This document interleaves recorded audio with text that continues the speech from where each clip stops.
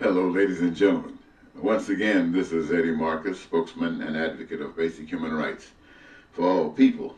Got a wonderful message for you here today. It's coming to you live from Station WEBM. That's wonderful, Eddie B. Marcus, operating smack down from the top of the sky. I call that the spiritual realm, right down to wherever you are. And I'm hoping that this message will saturate your body and give you the same benefit as the blood that flows through your veins. Thank you once again. Ladies and gentlemen, as I got up this morning on this beautiful Sunday, God-given morning, having a cup of coffee, for some strange reason, I was watching the news and I saw the fires that's on the West Coast and how they are so devastating to all of the people there, the businesses, the homes, the streets, the infrastructure. How devastating it must be for those who have lost relatives and friends and co-workers. And I'm reminded that somewhere in the scripture it says something about water being the first cause, as we have been given to accept, but never water again, but instead perhaps fire. Well, to those people where the tsunamis came, the phrase never water again doesn't mean much to them. And fire, where it has already been, is evidence that perhaps it's true. We don't know for you, but for some it has been. And as I thought about that, I'm thinking about in the past, how at one time one of the most important things to me was to be an entertainer, to be a well-rounded actor, just ready to do it all, to sing, to dance, to act, to just make you feel as good as the intention was set out to do, to make you feel satisfied. That was my goal, but for some strange reason, fate chose otherwise, and I find myself being a social scientist.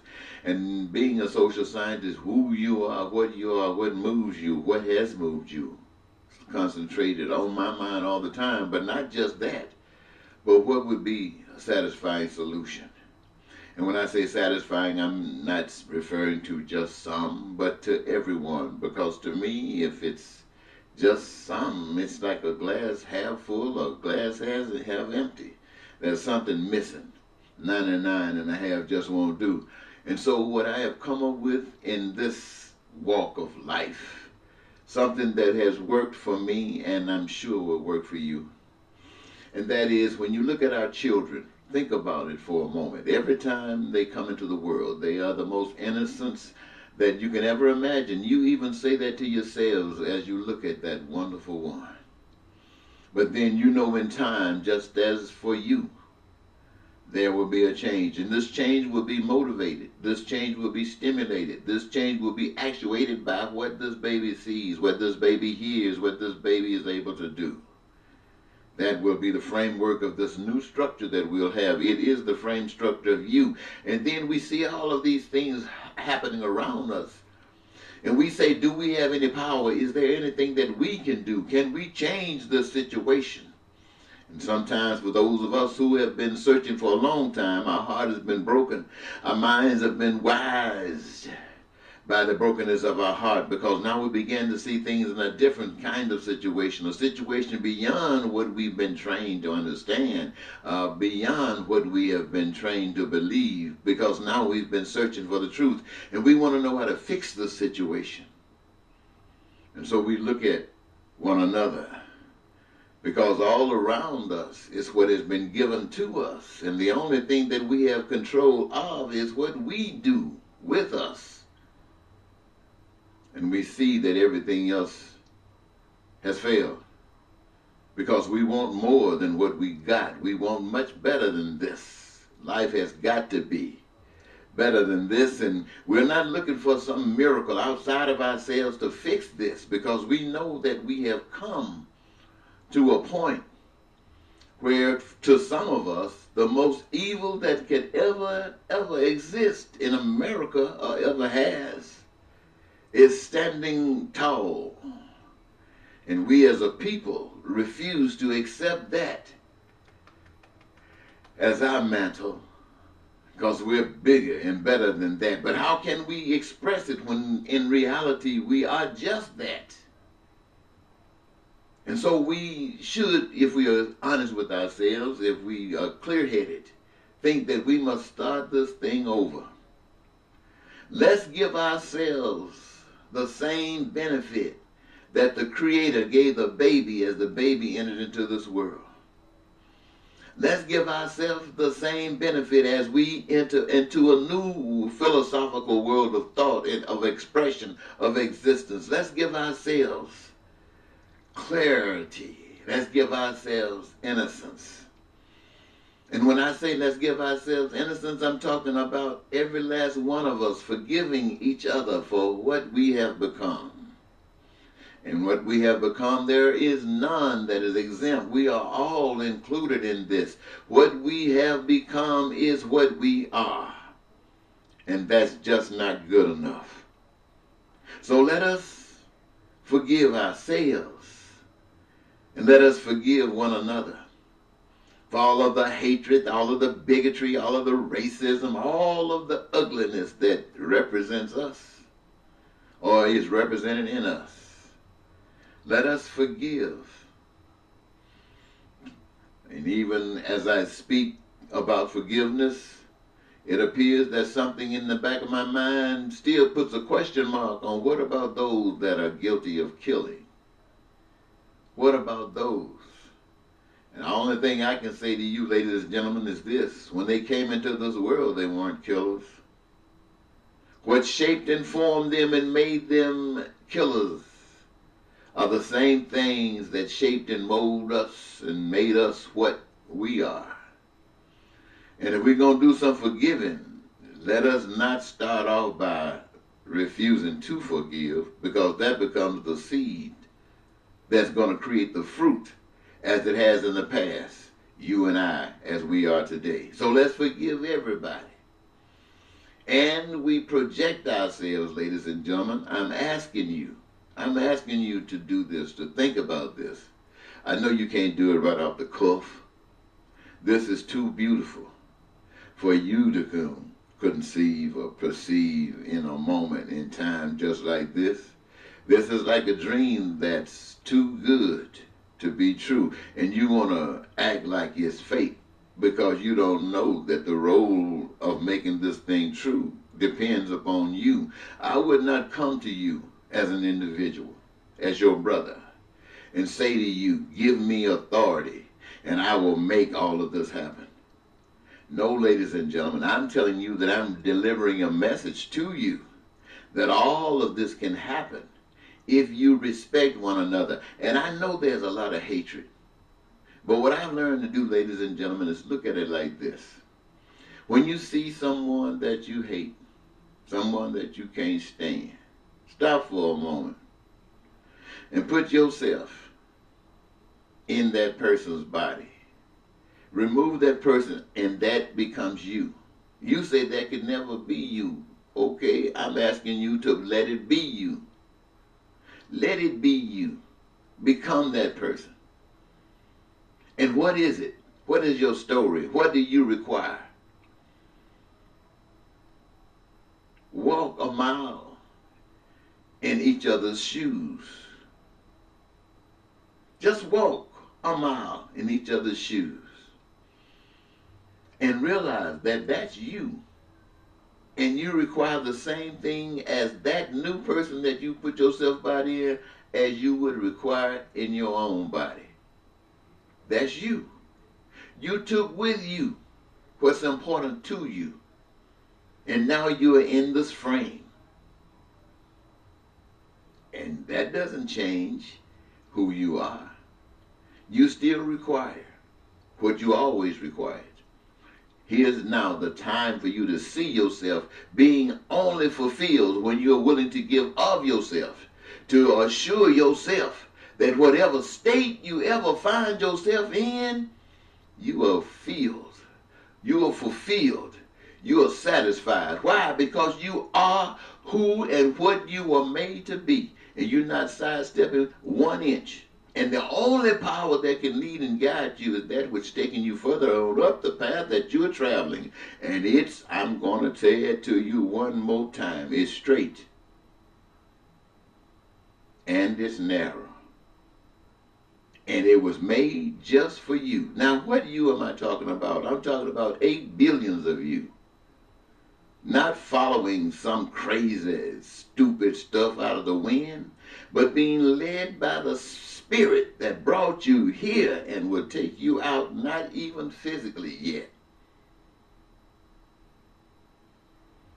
But change your mind. Tell you and reveal to you the truth that sets you free. And all of these problems that we're having with the fires and the floods, we would have the opportunity to prepare for all of these situations. We're a little late behind right now. You know, all of these atrocities are occurring. And we got some benefit in that these areas of concentration that would require rebuilding of these communities, they are already being practiced. People are well aware of it. And now the opportunity, since we are being set free by our own authority, to be who and what we are, assessing all of the resources available required for us to be the best that we can be. Education, unlimited and unrestricted, no cost, just a commitment to get from it what we need, so that we all as a human race can profit.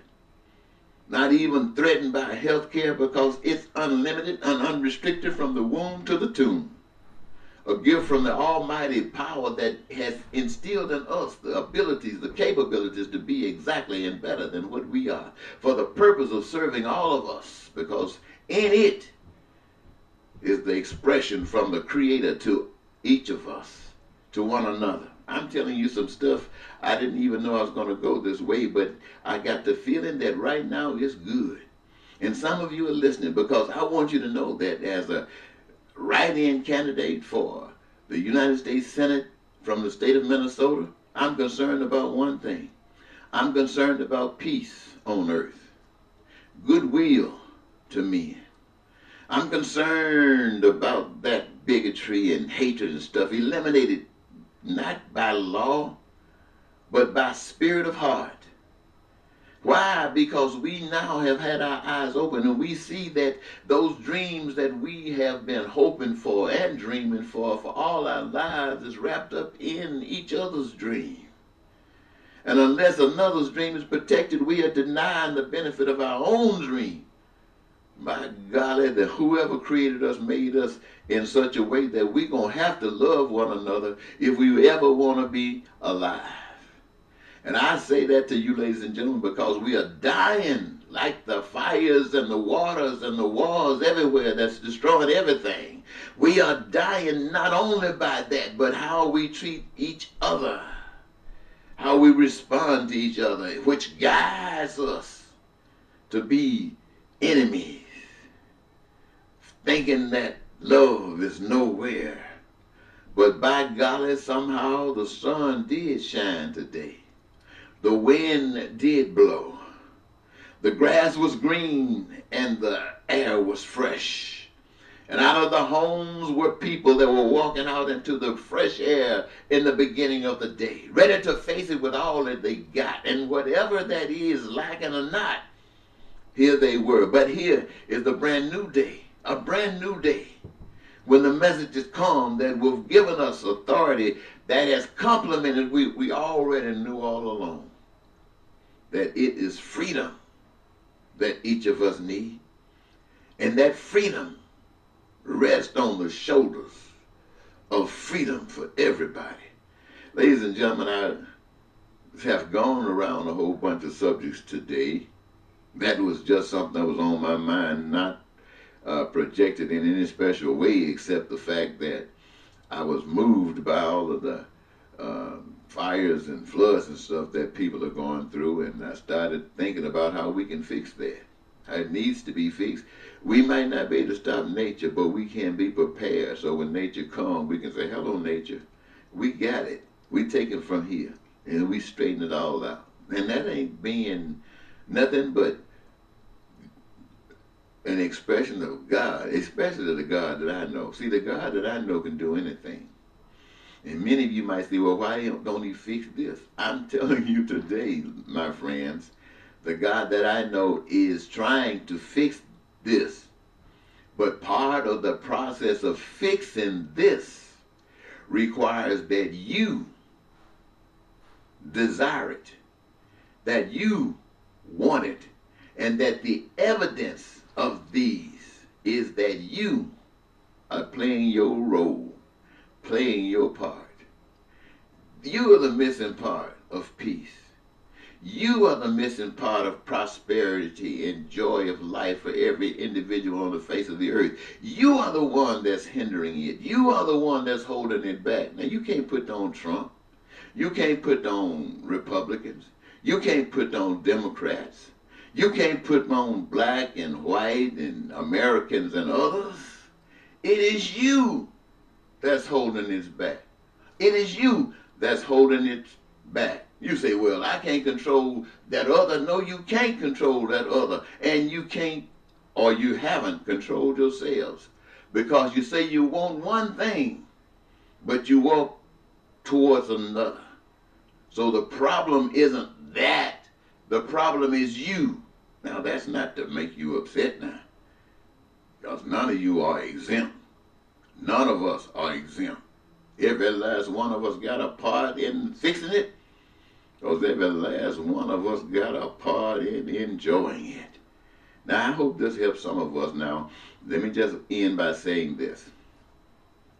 Politicians, this is a political season, though, so the politicians are going to be coming to you saying little quotes that kind of be inferred in things that I've said here today. But I want to tell you this. They are, and politicians, I don't mean to offend you, but I'm going to tell it just like it is. They are just like everybody else that have come before them, or the ones that's still there trying to stay there. They really got nothing to offer but more of the same or worse. And if they were going to go anywhere, it would be so minute you couldn't even measure it. That's the way that system works. To end these problems that we as people have to endure and don't want to, we are going to have to take the lead. We gonna take the lead. Somebody said, well, there's too many of us. How can we? No, we are not. If we take the lead, then it is the Spirit that's doing the leading. And the Spirit is not divided. The Spirit is on core. It's on the main. It's going where it's destined to go. So when you just turn the Spirit loose, don't you worry about who's going to be saying this, who's going to be saying that. Whoever's going to be saying that is going to be the Spirit talking. And the Spirit is not split-lipped. So let me let you go now, ladies and gentlemen. Thank you so very much for giving me these 18 minutes. I thought I might be doing it in 3 or 4, but I've enjoyed it all the way. Until next time, remember, this is your station. Bye-bye.